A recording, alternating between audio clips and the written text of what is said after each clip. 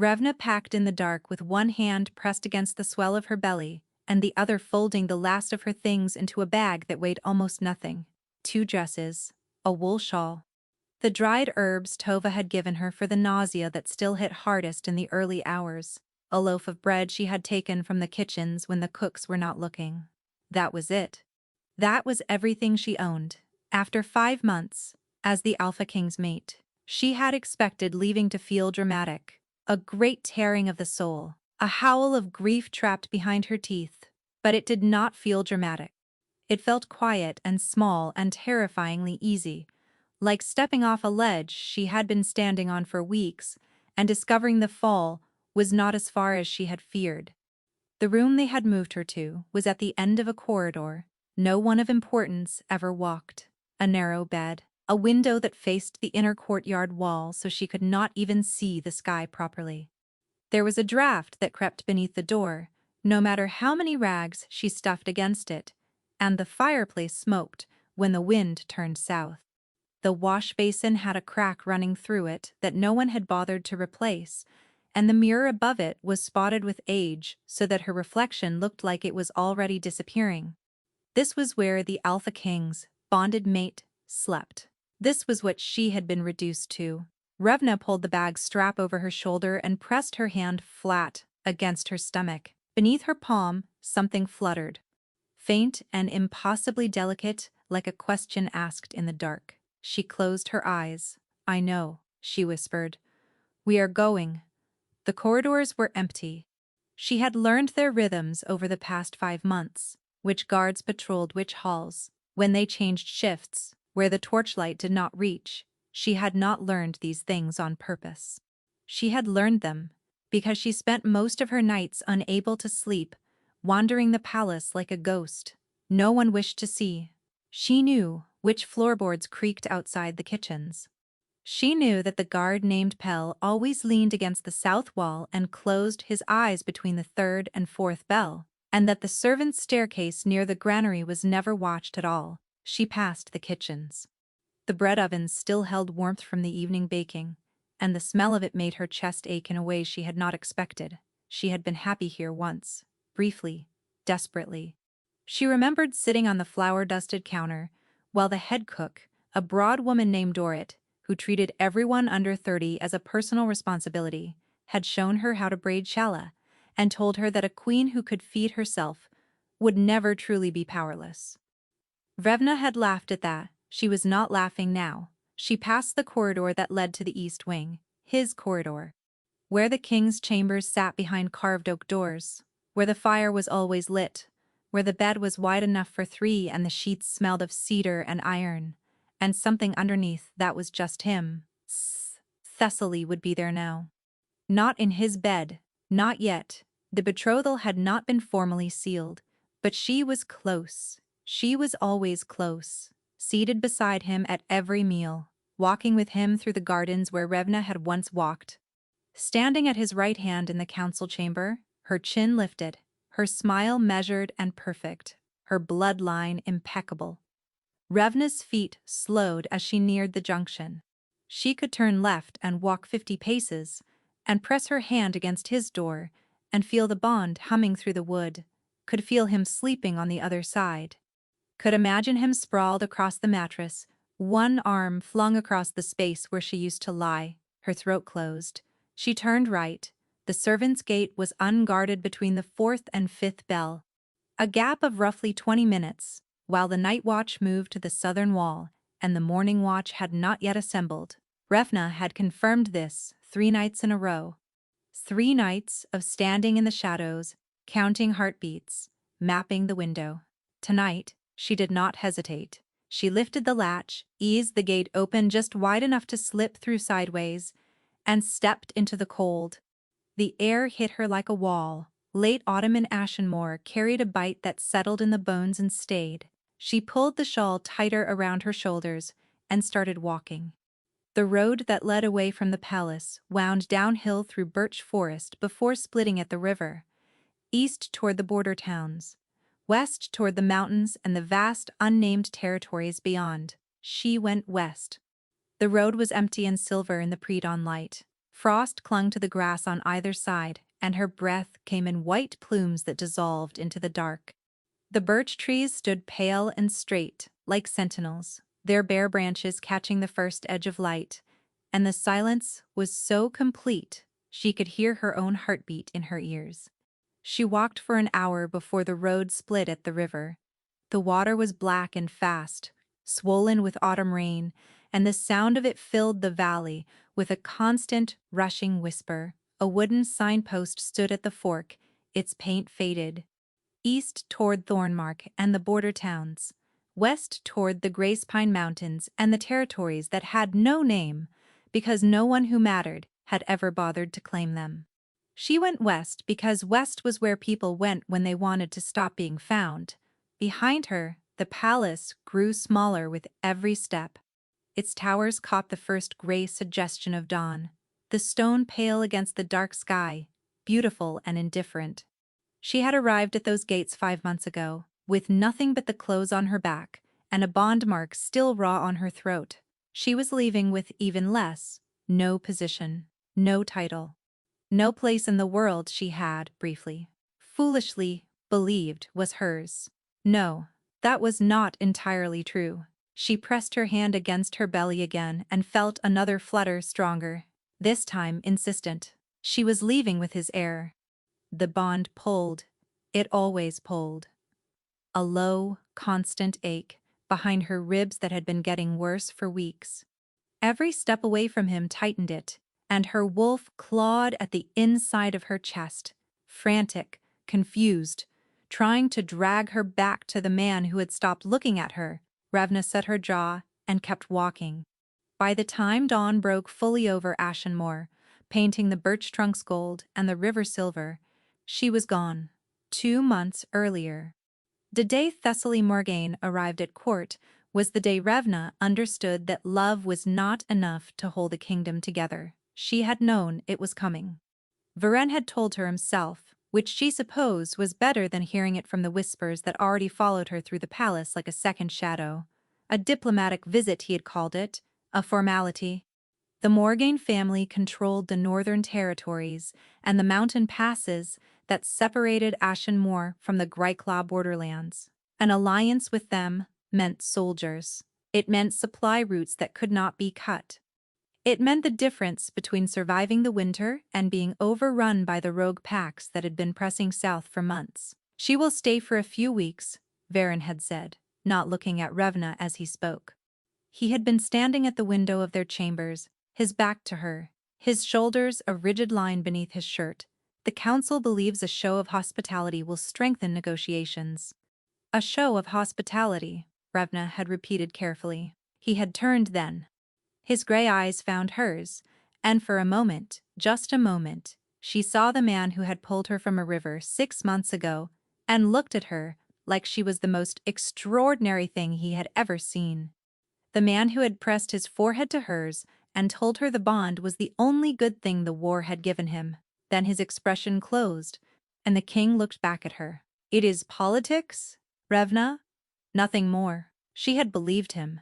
She had wanted to believe him so badly that she had swallowed every question burning in her throat and nodded, because what else could she do? She was a tanner's daughter from a village that did not even appear on most maps. She could not command armies, or open mountain passes, or bring 3,000 soldiers to the king's banner, with a single letter bearing her family seal. All she could do was carry his child and love him. And lately, that did not seem to be enough. Thessaly arrived on a morning so bright it hurt to look at directly. She rode through the palace gates on a white mare with silver tack, flanked by 40 mounted soldiers in Morgaine colors. Her hair was dark and swept into a style so elegant, it looked architectural. She wore riding leathers that somehow managed to look more refined than anything Revna owned. And when she dismounted, she did it with the kind of effortless grace that made every person watching feel slightly worse about themselves. Revna watched from a second-floor window, her hands resting on the sill, her belly just beginning to show beneath the loose fabric of her dress. Beside her, Tova, The palace healer, who had become the closest thing Revna had to a mother, made a low sound in her throat. Pretty, Tova observed, in the same tone she might use to describe a well-made poison. Below, Varin crossed the courtyard to greet his guest. He took Thessaly's hand and bowed over it, and Revna watched the way Thessaly's smile sharpened at the edges. That was not a diplomatic smile. That was a woman who had come to win. Revna watched Varin lead Thessaly inside, his hand hovering at the small of her back in the way he guided important guests, and told herself it meant nothing. He guided everyone that way. Ambassadors, generals. The elderly counselor Brandt, who refused to use a cane and frequently walked into walls. But Thessaly was not an elderly counselor, and the way she leaned slightly into the guidance, angling her body toward his, turning her face up, to say something that made him incline his head to listen, that was not nothing.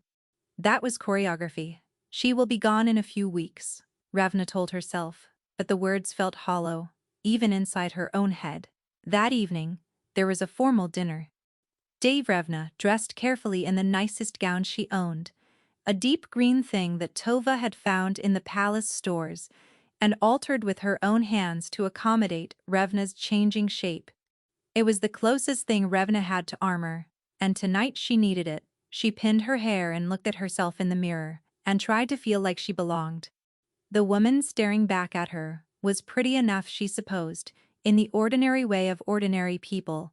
Brown hair, brown eyes, a face that was kind but not striking, open but not memorable. The sort of face you forgot the moment you turned away. She put her hand on her stomach and felt the baby shift, and for a moment, she felt steadier. She was not just herself tonight. She was two people, and the second one needed her to walk into that hall with her head up. The great hall was already full when she arrived. Nobles lined the long tables, candles burned in the iron chandeliers, and the noise of conversation hit her like a wave. She searched for Varin and found him at the head table. Cecily sat at his right. Revna's feet stopped moving. She stood in the entrance of the great hall, one hand on the doorframe, and felt the room rearrange itself around a new truth. The seat at the king's right was hers. It had been hers since the bonding. Everyone in the court knew that. Hadric, Varin's beta, appeared at her elbow. His face was carefully neutral, but his voice was pitched low enough that only she could hear. There has been a change in the seating arrangement for diplomatic purposes. Where do I sit? Revna asked, and she was proud that her voice did not shake. Hadric guided her to a seat near the far end of the table. Not the foot, not quite, but close enough that the insult was legible to everyone in the room. Revna sat. She placed her hands in her lap. She watched the candle in front of her and studied the way the wax pooled and hardened and pooled again, because it was the only thing in the room she could look at without breaking. The meal lasted 3 hours. Revna ate without tasting. She answered questions from the minor nobles seated near her with a smile she constructed from nothing but willpower. She did not look toward the head of the table, but she could hear Thessaly's laughter carrying above the noise, musical and confident, and beneath it, lower, the rumble of Varin's voice responding. He was laughing with her. Drevna pressed her nails into her palms beneath the table and held herself together by force. When the evening finally ended and the hall began to empty, she walked to their chambers on legs that felt borrowed. She sat on the edge of the bed and waited. An hour passed, then 2. Varin did not come. He arrived sometime after midnight, smelling of candle smoke and cold air. He moved quietly through the dark, clearly trying not to wake her, and she lay perfectly still, with her eyes closed and her heart hammering against her ribs. He did not reach for her. He lay down on his side of the bed, and the space between them felt wider than any distance she had ever known. She could feel the bond between them, could feel him right there, inches away, his heartbeat steady and his breathing measured, and none of it reached her. It was like standing outside a window and watching warmth from the cold. In the dark, Revna pressed her face into the pillow so he would not hear her cry. The baby kicked, and she covered her mouth with her hand. In the morning, when she woke, he was already gone. The weeks that followed carved something hollow in Revna's chest. a slow and methodical emptying that happened so gradually, she almost did not notice until she reached for something inside herself and found nothing there. Varin was not cruel. That was what made it so much worse. He did not shout at her, or dismiss her openly, or tell her she was not wanted. He simply stopped seeing her. His gaze moved over her the way it moved over furniture. Present, but unimportant. His responses to her questions grew shorter, his visits to their chambers less frequent, and when he was there, he was somewhere else entirely, his mind turning on politics and alliances and the war that pressed closer every day. She tried. She tried so hard it made her teeth ache. She brought him tea in the war room one morning. The blend he liked, the one with mint and blackthorn that she prepared herself, because the kitchen staff always brewed it too strong. He took the cup without looking up from the map spread across the table. She stood there for a full minute, waiting for him to acknowledge her, waiting for even a glance. And he did not. Thessaly was beside him, leaning over the same map, pointing to the northern passes with a slender finger. If the Morgaine cavalry reinforces here, she was saying, her voice low and certain, the western approach becomes irrelevant. Varin nodded. Show me the supply route. Revna set the tea down quietly and left. He did not notice she had gone. She tried again the following week. She went to his study in the late evening, carrying a plate of the honeyed oat biscuits he liked, the ones Dorrit baked only on Thursdays. The door was open. Varin sat at his desk, his head bent over correspondence, and across from him, Thessaly occupied the armchair beside the fire, as though she had always been there. They were not touching. They were not even sitting close. But the ease between them, the comfortable silence of two people who had stopped needing to perform for each other, hit Revna harder than any intimacy would have. She left the biscuits on the table outside his door and walked away. That night, she found Tova in the healing rooms, grinding valerian root by candlelight. The old healer took one look at Revna's face and set the mortar aside. Sit, Tova said. I am fine. Revna lied. You are not fine. You have not been fine in weeks. Sit. Revna sat. The tears came without permission, hot and silent and relentless, streaming down her face while her hands gripped the edge of the workbench. Until her knuckles went white, Tova did not speak. She simply moved, to stand beside Revna, and placed a hand on her back and waited. He does not see me anymore. Revna managed finally, her voice cracking on the last word. I stand right in front of him, and he looks through me. I know, Tova said quietly. The bond is still there, I can feel it, but it is like reaching through glass. I push, and there is nothing coming back. Tova's hand moved in slow circles. The king is under enormous pressure. The border conflict, the Morgaine negotiations, the council demanding a political marriage. None of that excuses how he is treating you, but it explains the distance. A political marriage, Revna repeated, and the words tasted like ash. They want him to marry her, Thessaly. Tova was quiet for a long moment. There has been talk, she admitted carefully. Talk, Revna echoed. I am his bonded mate. I am carrying his child, and there is talk of him marrying someone else. A bonded mate and a political wife are not the same thing in the eyes of the old laws, Tova said, and Revna could hear how much she hated saying it. Some on the council are arguing that the bond can be set aside if the king takes a formal bride for the sake of the kingdom. It has not happened in 300 years, but the precedent exists. The room tilted. Vervna gripped the bench harder. Set aside, she whispered. They want to set me aside.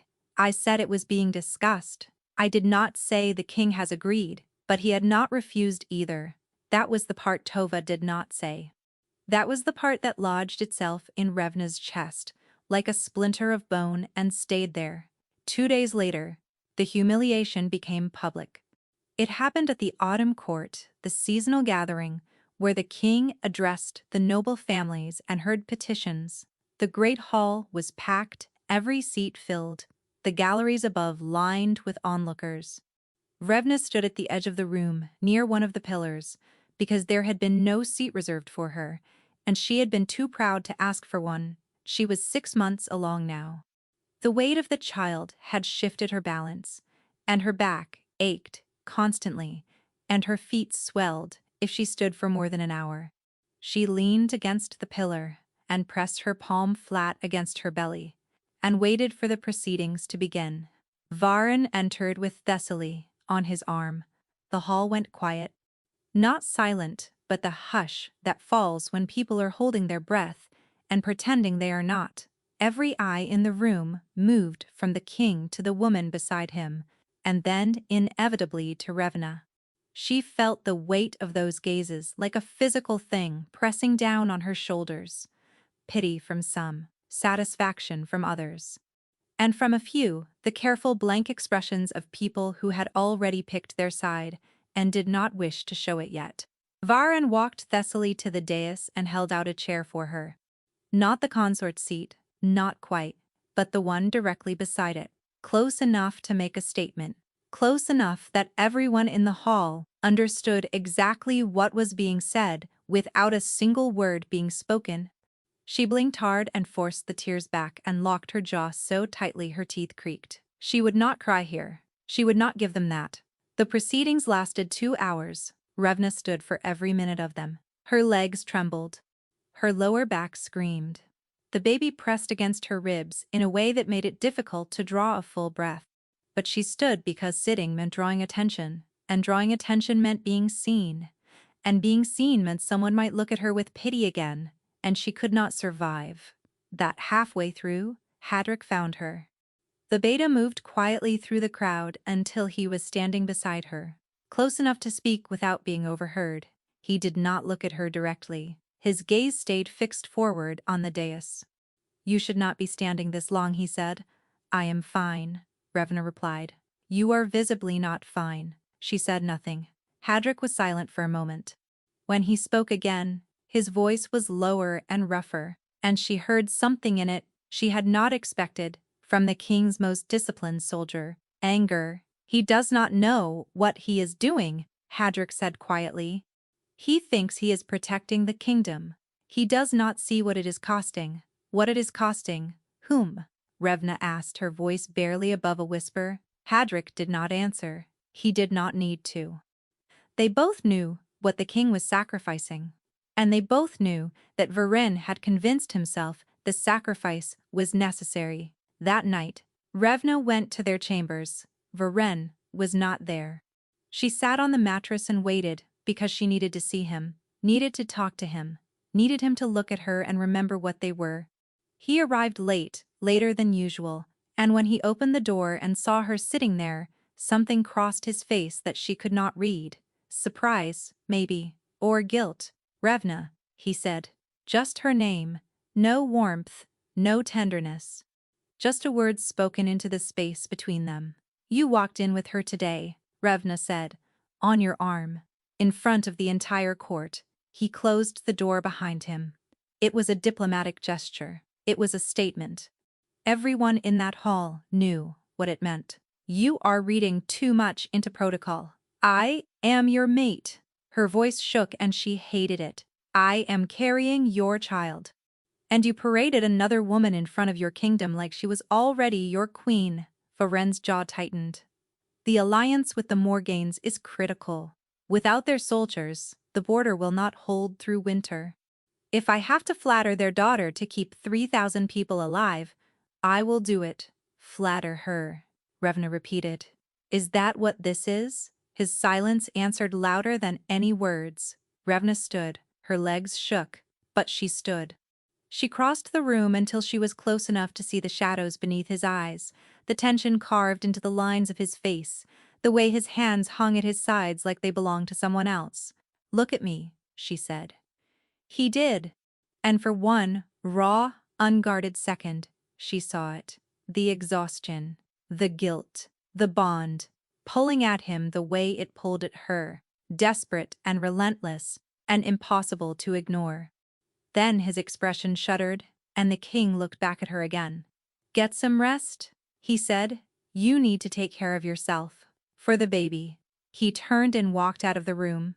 Revna stood alone in the flickering candlelight, one hand on her belly, the other flat against the hollow ache in her chest where the bond lived. She felt something shift inside her, not the baby, something deeper.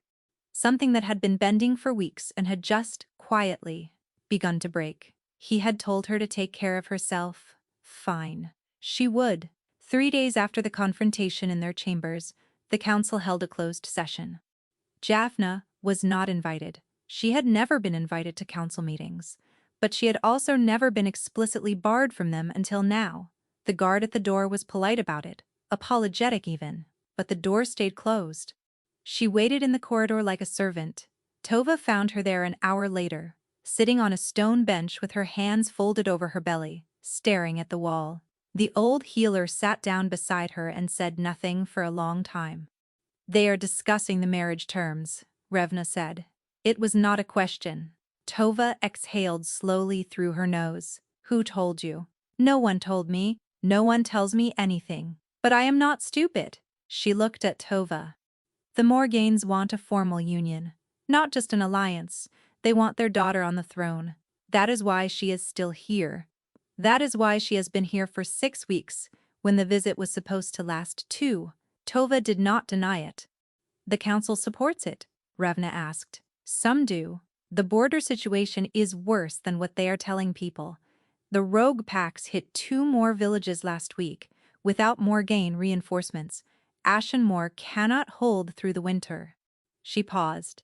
"The council sees Thessaly as the price of survival, and what does Varen see?"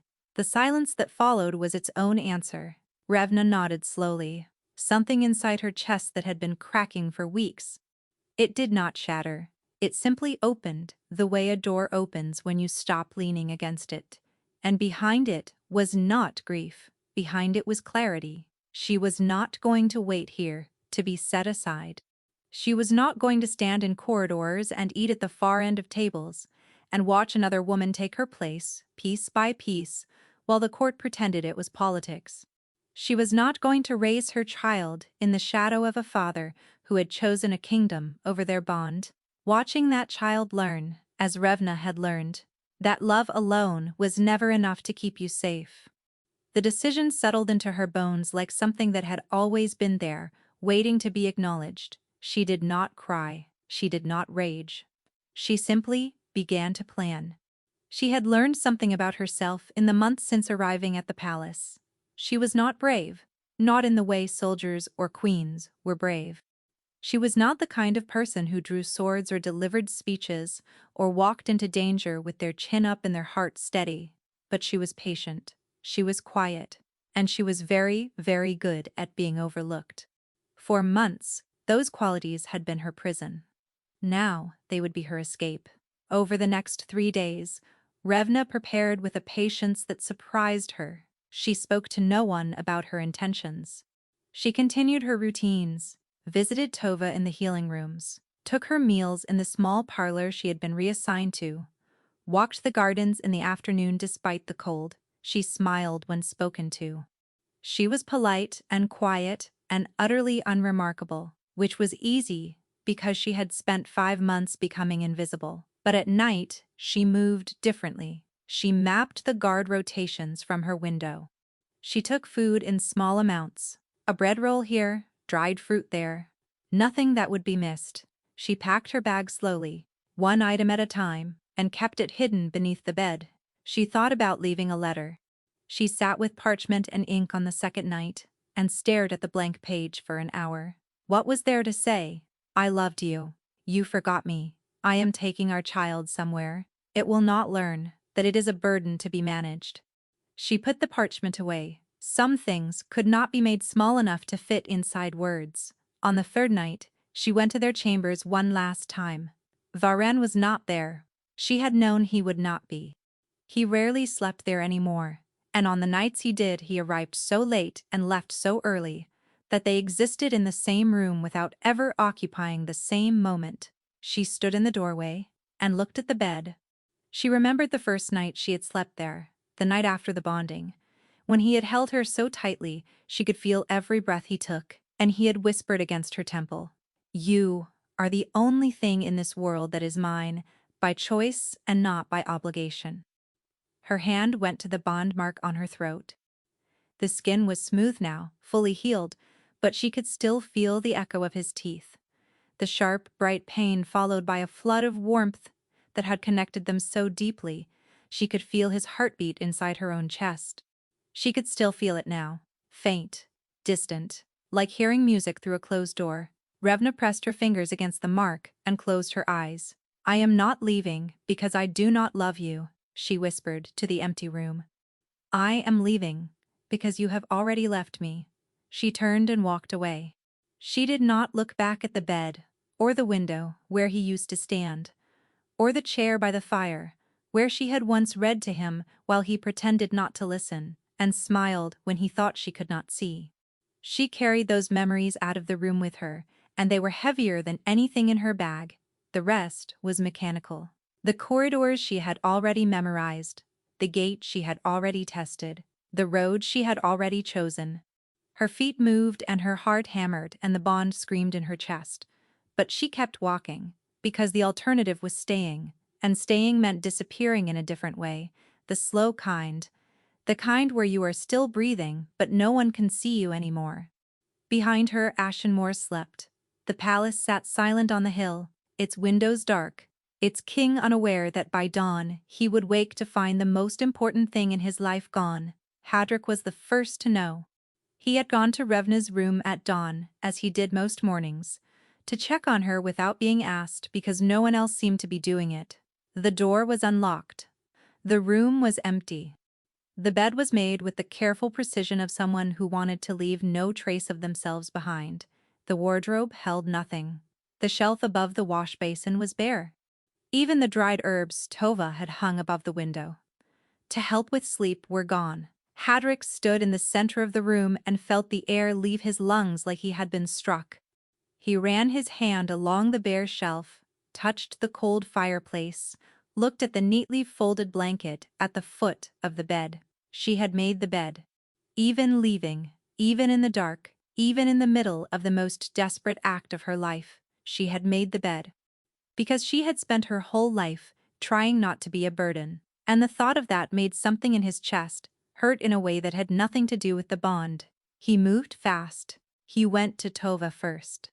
The healer was already in the infirmary, stoking the morning fire, and when Hadric appeared in the doorway, his face told her everything before his mouth could form the words. "When?" Tova asked, her hands going still. "Sometime in the night, the servants' gate, the gap between fourth and fifth bell." Tova closed her eyes. When she opened them, they were bright and hard. She mapped the guard rotation. "She mapped everything," Hadric said. "She has been planning this for days. Can you find her? If I move now, I have maybe 4 hours before the trail goes cold, but I cannot leave without telling the king." Neither of them spoke for a moment. The fire crackled. Somewhere in the palace, a bell rang, marking the start of the day as though the world had not just split open. "Then tell him," Tova said quietly. Hadric found Varan in the council chamber, already seated at the long table, with documents spread before him. Thessaly was there, 2 advisors, a scribe. The morning session had not yet formally begun, but the room was awake and busy with the low hum of work in progress. Hadric closed the door behind him. The sound of it made the room go quiet. "Clear the room," Hadric said. Varan looked up. His brow creased. "We are about to begin. Clear the room now." Something in his beta's voice must have registered because Varen's eyes sharpened. He glanced at Thessaly, at the advisors, and then back at Hadric. The advisors gathered their things quickly, sensing the shift.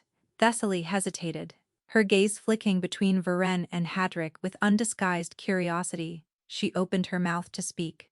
"You too," Varen said, and his voice carried the edge that made seasoned soldiers flinch. Thessaly left. The door closed behind her. In the silence that followed, Hadric watched the king's face and tried to find the words. There were no right words for this. There were no words that would soften the blow or cushion the impact, or make what he was about to say anything less than a detonation. "Revna is gone," Hadric said. Varen blinked at him. "Gone where?" Gone. She left the palace sometime between the fourth and fifth bell. Her room is empty. She took her things. All of them. The king stared at him. The expression on his face was not anger. It was not shock. It was incomprehension. The face of a man hearing words in a language he did not speak. That is not possible, Varan said slowly. Her room is empty. I checked myself. Varan stood. The chair scraped backward against the stone floor. He crossed the room in 4 strides and was out the door before Hadric could say another word. Hadric followed. He had to run to keep pace. Varan moved through the palace like a storm, his strides so long and fast that servants pressed themselves against the walls as he passed. He took the corridors to the east wing, then the staircase to the lower floors, then the narrow hallway that led to the room they had given Revna, the room at the end of the corridor that no one of importance ever walked. Varan stopped in the doorway. Hadric watched him from 3 paces behind and saw the exact moment it hit him. The king's hand went to the doorframe. His fingers gripped the wood so hard it creaked. He stepped inside, his gaze sweeping the empty shelves, the made bed, the cold fireplace, the bare window ledge. He turned in a slow circle, and Hadric saw something in his king's face that he had never seen before. Not in battle, not in the worst of the border war, not even in the aftermath of the mountain campaign. Fear. Where? Varan said. His voice was barely audible. Where did she go? West, most likely. The servants' gate faces the birch forest and the river. She would have hit the fork within an hour. West is mountains. West is open territory. West is rogue pack hunting ground. Varan's voice was rising. She is 6 months pregnant, and she walked into rogue territory alone? Yes, the word landed like a stone in still water.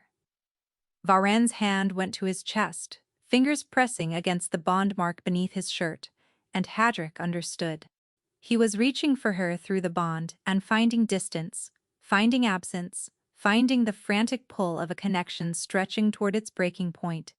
Assemble a search party, Varan ordered, and now his voice was the voice Hadric knew from war. Hard, controlled, stripped of everything except forward motion. Trackers, wolves who know the Western territories. I want them ready in 10 minutes. I will lead it, Hadric said. No! Varan turned on him, and his eyes were wild beneath the composure. I will lead it. The council will not allow the king to ride into rogue territory too. To what? Varan snarled, stepping forward. To find my mate? To find the woman carrying my child? What exactly are you about to tell me the council will not allow? Hadric held his ground. He had served this man for 6 years, had bled beside him, had carried wounded from the field with him. He did not flinch. You pushed her away, Hadric said quietly. You stopped seeing her. You seated another woman at your right hand and moved your pregnant mate to the far end of the table. You let the council discuss setting her aside, and you did not stop them. Varan's face went white. So before you ride out there and drag her back, Hadric continued, his voice level, you need to understand that she did not leave because she stopped loving you. She left because you made it impossible for her to stay. The silence that followed was brutal. It filled the small, empty room the way water fills a sinking ship, rising and rising until there was nowhere left to breathe. Varan's hand dropped from his chest. He looked at the bed, the narrow bed, with its thin pillow and its drafted window and its view of nothing. This is where she slept, he said. It was not a question. Every night for the last month, Hadric confirmed. Since you stopped coming to your own chambers, something cracked behind the king's eyes. Hadric watched it happen, watched the composure fracture, and the full weight of what he had done begin to settle on his shoulders. Find her, Varan said, and his voice broke on the second word. Please, find her before something else does. 7 days passed. They found nothing. The trackers lost her scent at the river. The current was fast and cold with late autumn rain, and she had either crossed it or walked through it long enough to kill the trail.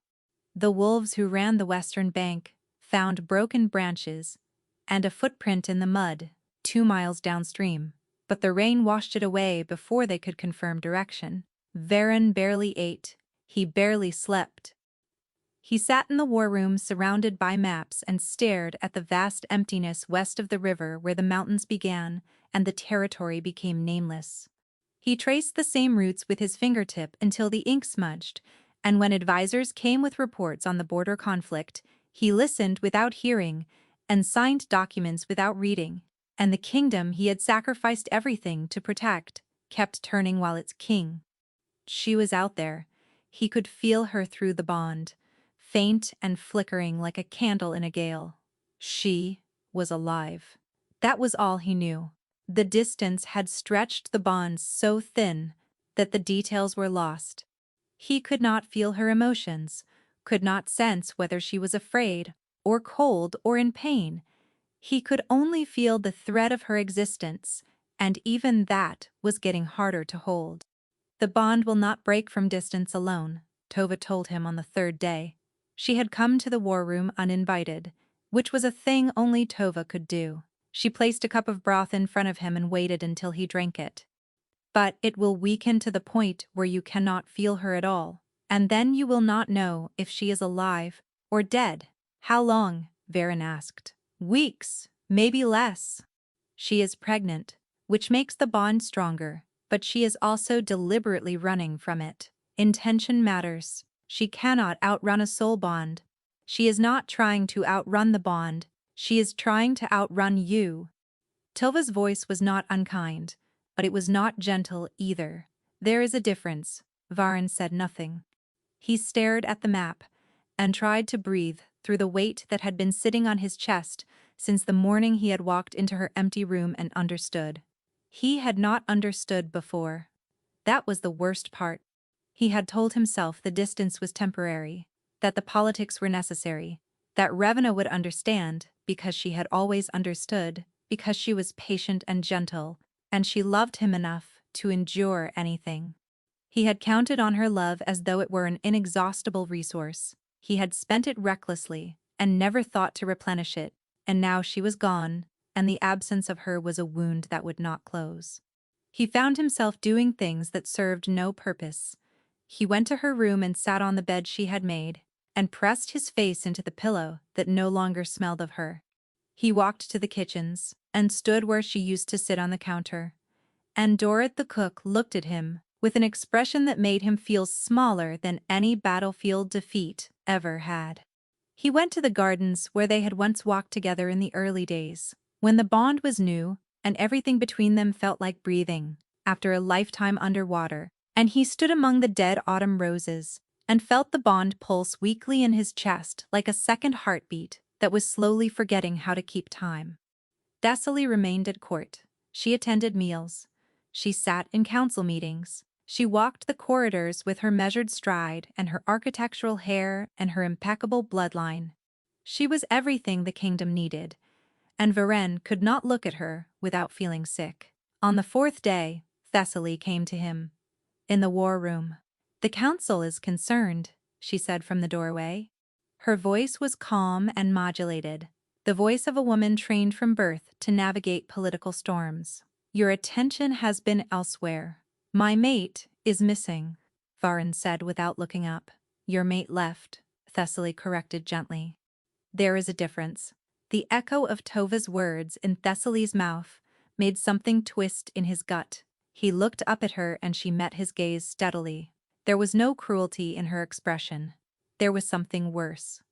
"The border situation has not improved because your domestic situation has changed," Thessaly continued.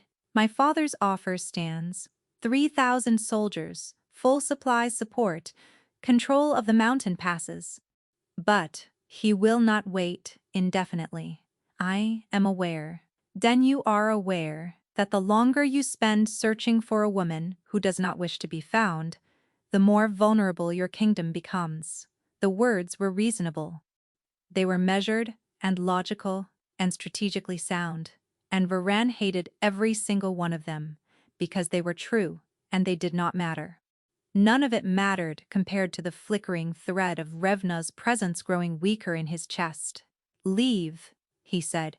Thessaly inclined her head and left without argument.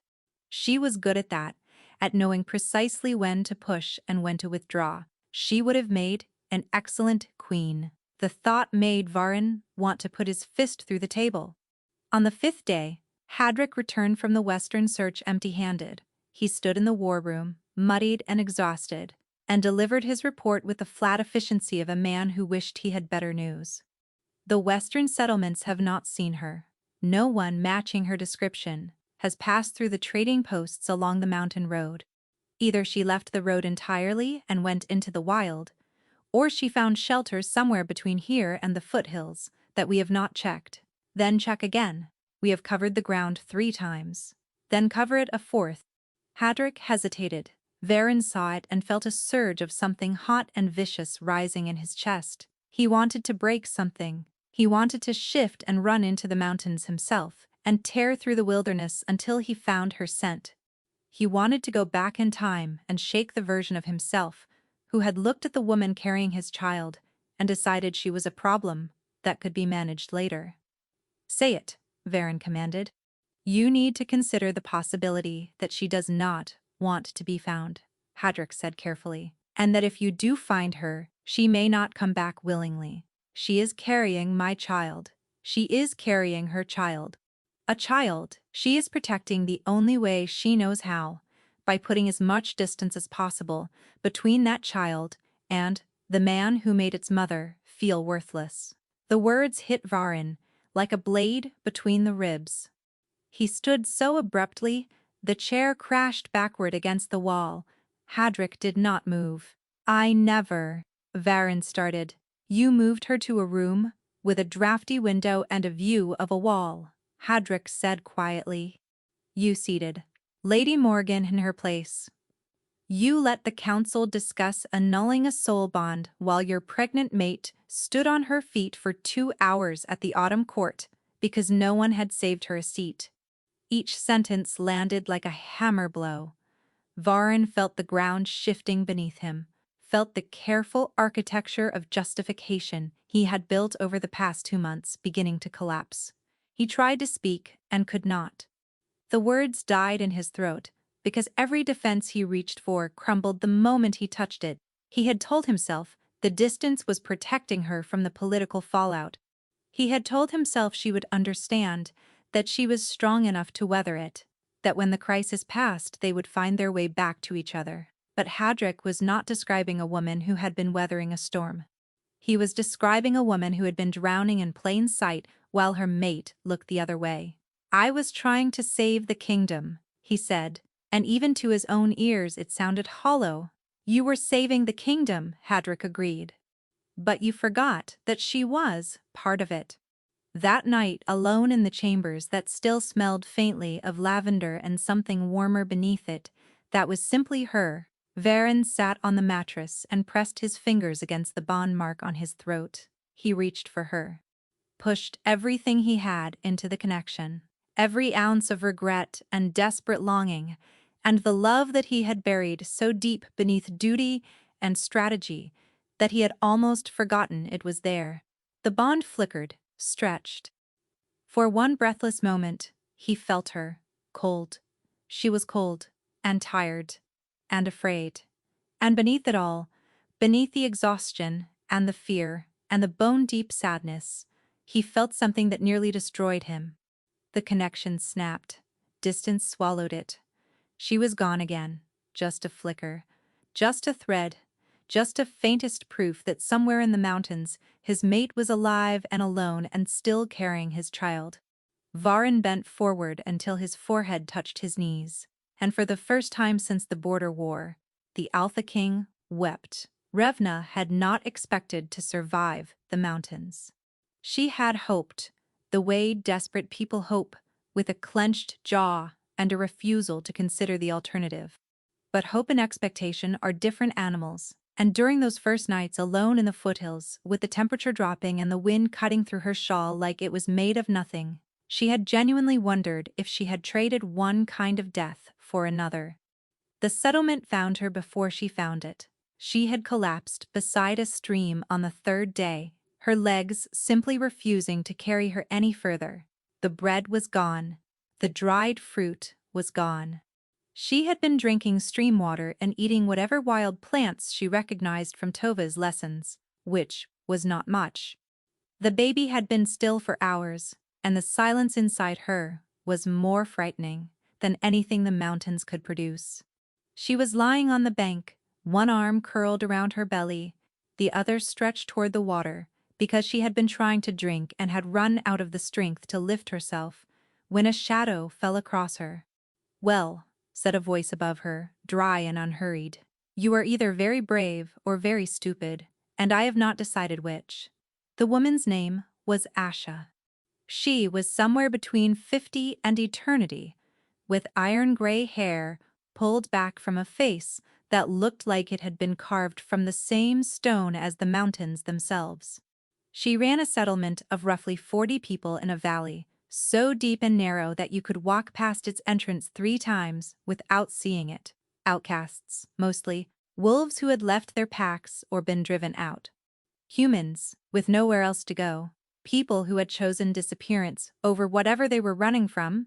Asha did not ask Revna why she had come. She did not ask who the father was, or where she had been, or what she was fleeing.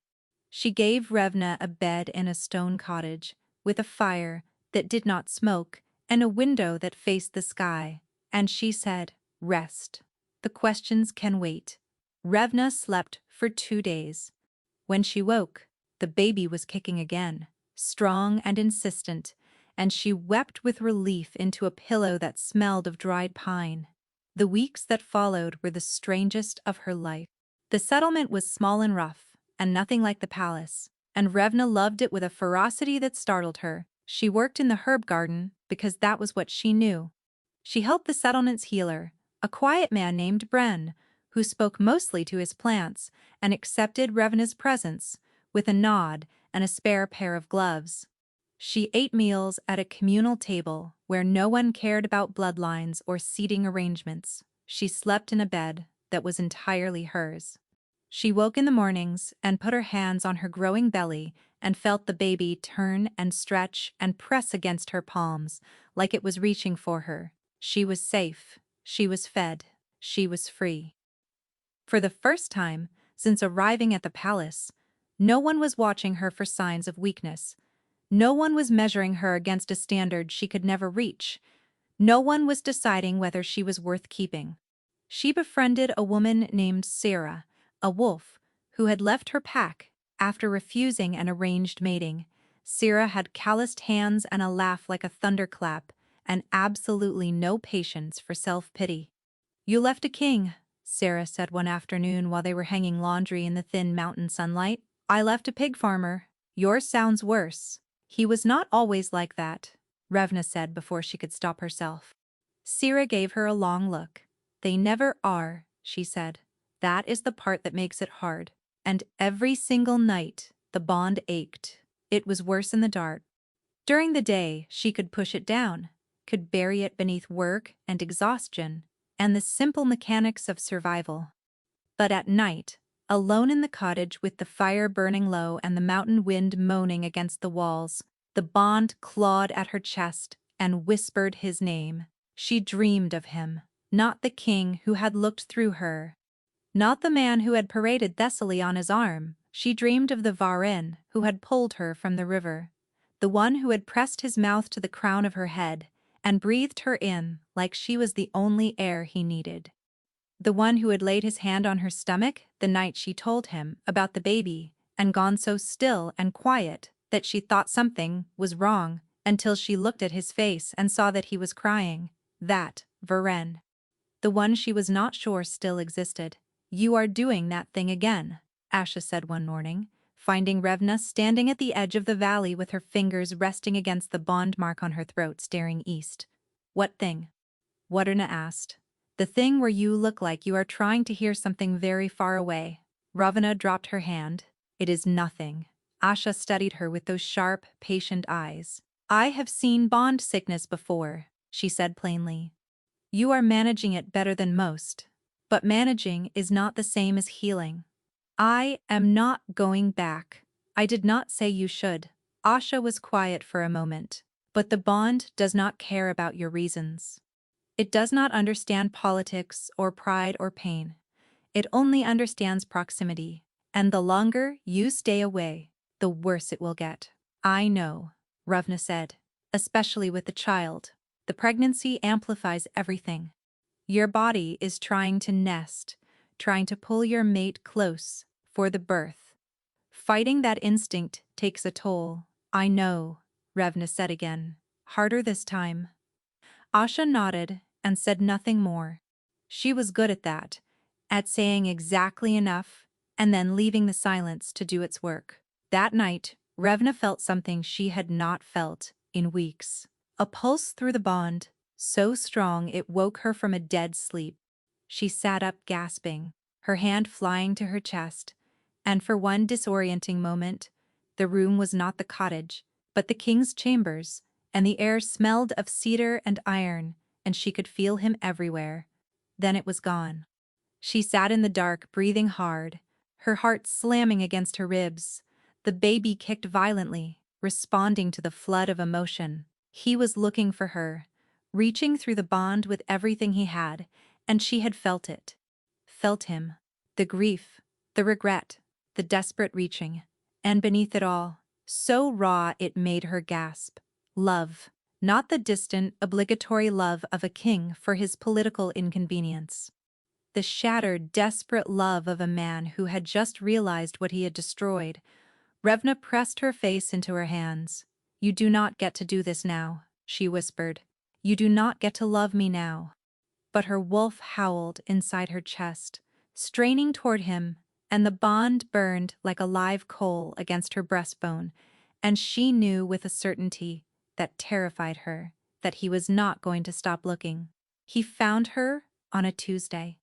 She was kneeling in the herb garden, her hands deep in the soil, her hair tied back with a strip of cloth, her belly round and heavy beneath the borrowed dress. She was 32 weeks along now, and everything about her body had changed.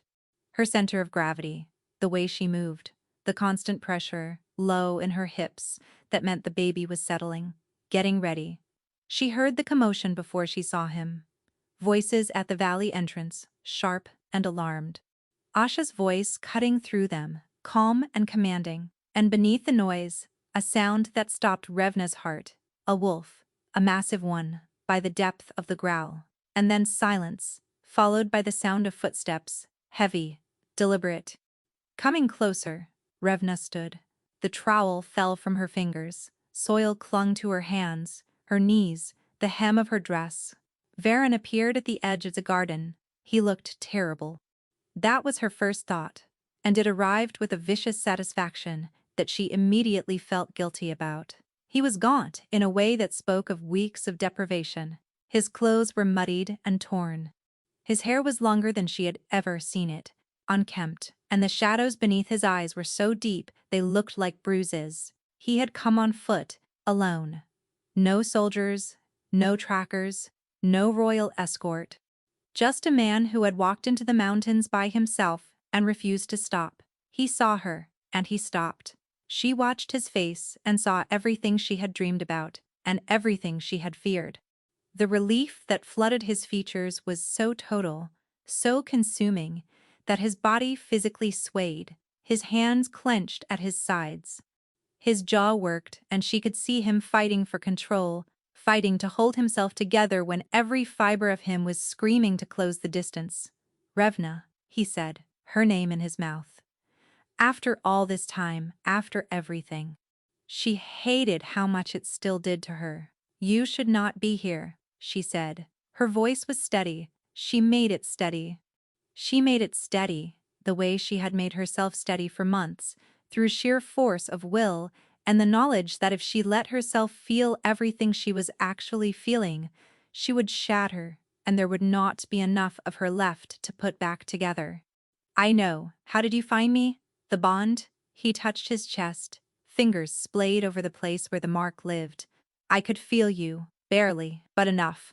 I walked west from the river. For 3 weeks. I slept in the open and ate what I could find, and kept walking until the bond got stronger. 3 weeks. He had walked for 3 weeks through rogue territory and mountain wilderness, with nothing but the fading thread of their bond as a compass. Part of her wanted to scream at him for being so reckless. Part of her wanted to weep.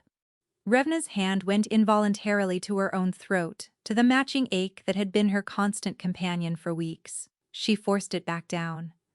"I am not coming back," she said, something broke in his expression. Not dramatically, not the way it happened, in stories.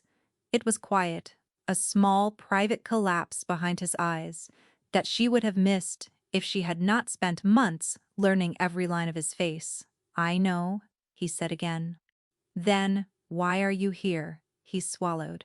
She watched his throat work, watched him struggle with words the way she had watched him struggle with so many things.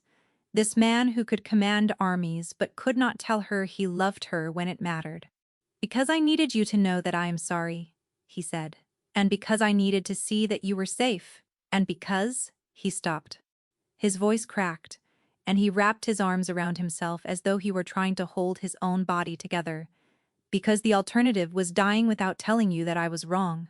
About all of it, about everything." "Pretty words," Revna said, and she was proud that her voice did not waver. "You were always good at words when you decided to use them. They are not words. They are the truth." "The truth." She stepped back, put distance between them. Her hands curled protectively around her belly. "The truth is, you let your counsel discuss throwing me away like I was nothing. The truth is, you stopped sleeping beside me. The truth is, you let another woman sit where I should have been, and you walked her through the halls on your arm, while I stood in the back of the room for 2 hours, because no one thought to give me a chair." Each sentence hit him. She could see it in the way his body absorbed the impact, flinching slightly, not from the volume, but from the precision. She was not shouting. She did not need to. "The truth is, I loved you more than I have ever loved anything in my life. And it was not enough for you. I was not enough for you." "That is not true," Varen said, and his voice was raw. "You were everything. You are everything." "Then why did it not feel like it?" The question came out smaller than she intended. Quieter, and the smallness of it seemed to do more damage than all the anger combined, because Varen's face crumpled, and he dropped to his knees in the dirt of the herb garden and pressed his forehead against the ground. The Alpha King, on his knees, before a tanner's daughter in a borrowed dress. "I have no answer. That is good enough," he said into the earth. "I chose wrong. I thought I could separate the king from the man, and I could not. The king made decisions, and the man let the person he loved pay for them." He lifted his head. His eyes were red. Dirt clung to his forehead. "I am not asking you to come back. I am not asking for forgiveness. I am asking you to let me stay, here, close to you, close to our child. Not as your king, not as your mate, if you do not want me. Just as someone who will not leave. Not again." Revna stared at him. Behind her she could feel the settlement watching. Asha in the doorway of the communal hall, Bren at the window of his clinic, Sarah standing at the edge of the garden with her arms crossed and her expression unreadable. 40 people who had fled from power watching a king kneel in the dirt and beg. She wanted to say no. She wanted to tell him to get up and walk back to his palace, and his perfect Morgaine bride and his kingdom that mattered more than she ever had. She wanted to be strong enough to turn away, but the bond was screaming. The baby was kicking so hard she could see the movement through the fabric of the dress. And beneath every layer of anger and hurt and self-preservation, beneath everything she had built to protect herself, there was still the simple, devastating fact that she loved him. "You do not get to kneel," she said finally, her voice thick. "Get up." He got up, slowly. He stood before her, and she saw how badly his hands were shaking. "You sleep outside the settlement," she said. "Not in my cottage, not near me. Asha will decide if you stay, not me." He nodded. "And if you ever make me feel invisible again, I will disappear so thoroughly that no bond in this world will find me. Do you understand?" "Yes." She turned and walked back toward the cottage. Without looking at him, she made it through the door before the tears came. He stayed. Asha gave him a lean-to at the far edge of the settlement, open to the wind on one side and barely large enough to lie down in. He did not complain. He chopped wood. He carried water from the stream. He repaired a section of the boundary wall that had been crumbling for months. He did whatever was asked of him without question or hesitation, and he did not once attempt to enter Revna's cottage or approach her unless she spoke first. The settlement watched him with suspicion. These were people who had fled power, who had been broken by men with titles and authority, and the presence of a king among them, even a humbled one, set their teeth on edge. But he won them over slowly, not with words or charm or command, but with labor. He fixed the irrigation channel that had been leaking for a year. He hauled stone for the new storage cellar without being asked. When one of the settlement's children fell from a tree and broke her arm, he carried her to Bren, so gently that the girl stopped crying before they reached the door. He did not do these things to be seen. He did them because they needed doing. And in those moments, stripped of title and authority, he was not a king. He was just a man with two hands and time. One evening, Revna came to the communal table and found Varen already there, sitting at the far end, eating quietly, while the settlement's children climbed over him like he was furniture. A boy of about 4 was balanced on his knee. A girl of 6 was braiding his hair badly, with the intense concentration of a child performing surgery. Varen was eating his stew one-handed to avoid disturbing either of them. He looked up and saw Revna watching. For a moment, their eyes held. He did not smile. He did not presume. But the boy on his knee said something, and Varen looked down and answered with a patience she had never seen from him, not in all their months together. And something inside her chest shifted. Not forgiveness. Not yet. But the door she had closed was no longer locked. Asha watched him too, with those sharp, unreadable eyes. He is trying, Asha observed to Revna one evening as they sat by the communal fire. Trying is easy, Revna replied. No, Asha said quietly. It is not. 2 weeks passed. Revna was 34 weeks along now, and the baby had dropped lower, pressing against her hips with a constant, dull ache. Bren checked on her daily, monitoring her swelling ankles, her blood pressure, the baby's position. The child is healthy, Bren told her. Strong heartbeat, good movement, but you are exhausted. The bond sickness is taking more than it should. She knew. She could feel it. The constant pull toward Varen, sharper now that he was close, more insistent. Her body knew he was there. Her wolf knew. The baby knew. Every part of her strained toward him, and the effort of resisting was wearing her down like water against stone. She watched him from her window sometimes. Watched him split logs with an efficiency that spoke of a body accustomed to work, not just war. Watched him pause and straighten and press his knuckles against his sternum in the gesture she had come to recognize, the one that meant he was feeling the bond and trying to breathe through it. She watched, and she ached, and she did not go to him. On the 15th night, something woke her. Not a sound, a feeling, a sharp, electric awareness that flooded through the bond, like lightning through water. She sat up in bed, her heart hammering. The baby shifted, and a sudden pressure low in her abdomen made her gasp. She gripped the blanket and felt the muscles tighten across her belly. Too early. She was barely 35 weeks. Too early. Another tightening. Stronger. She breathed through it the way Toba had taught her. Long, slow breaths that did nothing to stop the panic rising in her throat. No, she whispered. Not yet. Please. The third tightening took her breath entirely.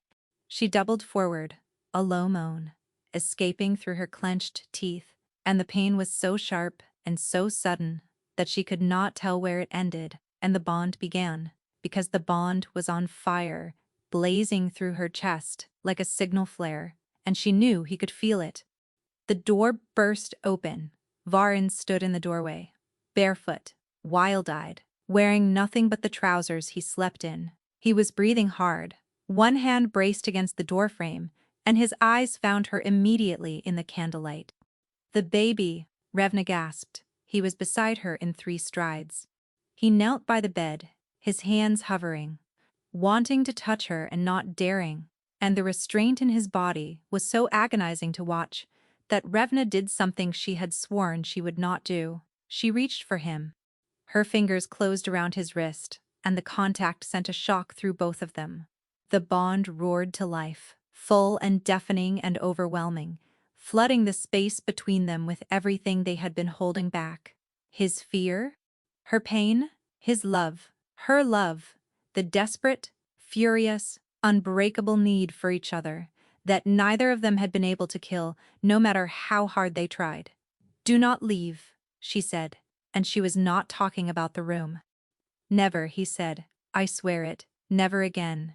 Bren arrived minutes later, followed by Asha, followed by 2 women from the settlement who had experience with births. The cottage filled with calm, competent hands and low voices.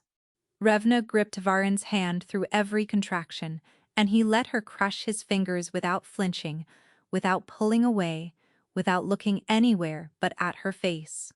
"You are doing this," he told her, his voice steady, even though his eyes were bright. "You are the strongest person I have ever known." "Shut up," Revna gasped between contractions. "Fair enough." The labor was hard and fast and terrifying. The baby was early and small, and there was a moment, one horrible, suspended moment, when Bren's face went very still and the room went very quiet and Revna felt the world tilt beneath her. Then a cry, thin and sharp and furious, splitting the silence like a blade. Bren placed the baby on Revna's chest, a girl. Tiny, red-faced, screaming with an outrage that suggested she had very strong opinions about being removed from her comfortable arrangements. Revna looked down at her daughter and felt something vast and irreversible open inside her chest. Not the bond. Not love, though, it was that too. Something older and fiercer and more absolute than anything she had ever felt. She looked at Varen. He was staring at the baby, with an expression she had never seen on his face. Not in all the months she had known him. Not in the war room, or the council chamber, or the quiet dark of their bed. This was new. This was wonder so pure it had stripped away everything else, every wall, and every defense and every carefully constructed mask. Tears ran down his face. He did not wipe them away. "She is so small," he whispered.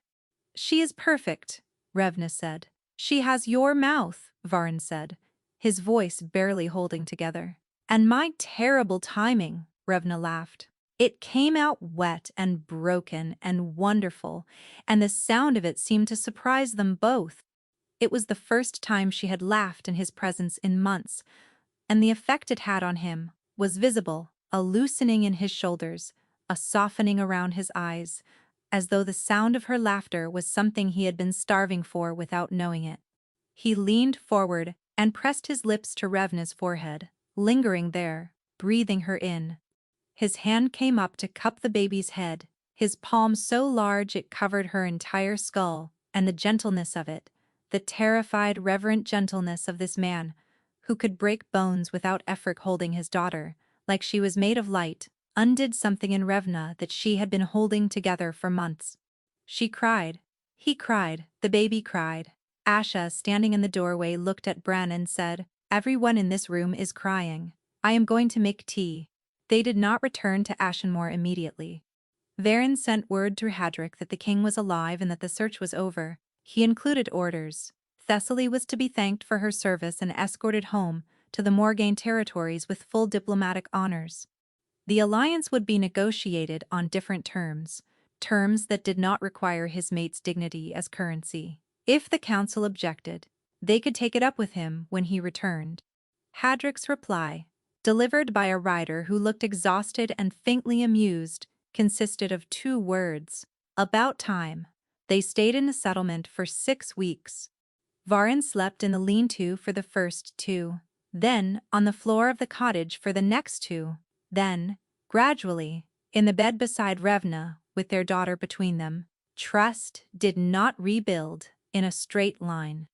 There were nights when Revna could not look at him without remembering the back of the great hall, and the ache in her feet and the sound of Thessaly's laughter. There were mornings when she woke, reaching for a wall that was no longer there, and had to remind herself that the arms around her were safe. Varen did not rush her. He did not ask for more than she offered. He learned to sit with her anger when it surfaced, and not try to fix it or explain it away. He learned that some wounds needed to be felt, not solved. He was different in ways that went deeper than behavior. He attended council meetings, but came home at a reasonable hour. He consulted Revna on decisions that affected the household, and, increasingly, on decisions that affected the kingdom. Not because she was a strategist, but because her perspective, the view from the margins, from the place where policy met people, was something the council had never had and desperately needed. He fired the advisor who had proposed setting aside the bond. He did not make a speech about it. He simply informed the man that his services were no longer required and walked away. Hadric told Revna about it later, with the ghost of a smile. He named the baby Revna, let him. Marin, he said one morning, looking down at the tiny, furious creature who had inherited her mother's stubbornness and her father's lungs. It means wished for. Revna looked at him and saw, at last, the man from the river. The one who had held her and wept, and whispered that she was the only thing in his life he had chosen for himself. Marin, she repeated, testing the name. The baby yawned. When they finally returned to Ashenmoor, Revna did not enter through the servants' gate. Varen walked her through the main gates, Marin in her arms, and the court that had watched her be displaced watched her return. Some whispered, some stared. A few had the grace to look ashamed. Revna walked past all of them with her chin raised and her daughter against her chest and felt, for the first time, not invisible. Not because the court had changed, because she had. She was not the same woman who had left these gates in the dark. That woman had been waiting for permission to exist. This one had stopped asking. Hadric met them in the courtyard. He looked at Revna, then at Marin, then at Varan, who was carrying their bags, and looked nothing like a king and everything, like a man who had found his way home. Hadric nodded once, the smallest of gestures, but his eyes were suspiciously bright. "Welcome back," he said to Revna. Not to his king, to her.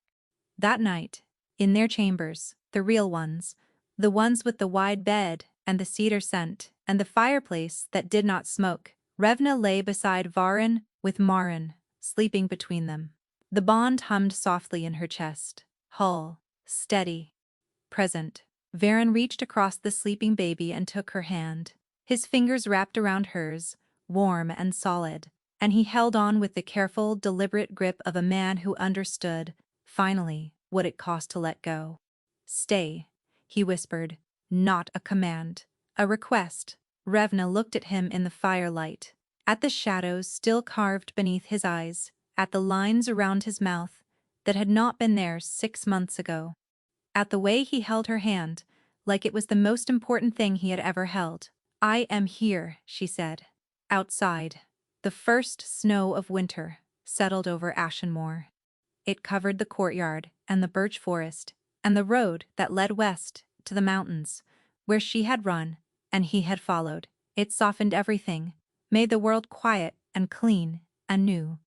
Inside, the fire burned low, the baby slept, and for the first time in longer than either of them could remember, they rested.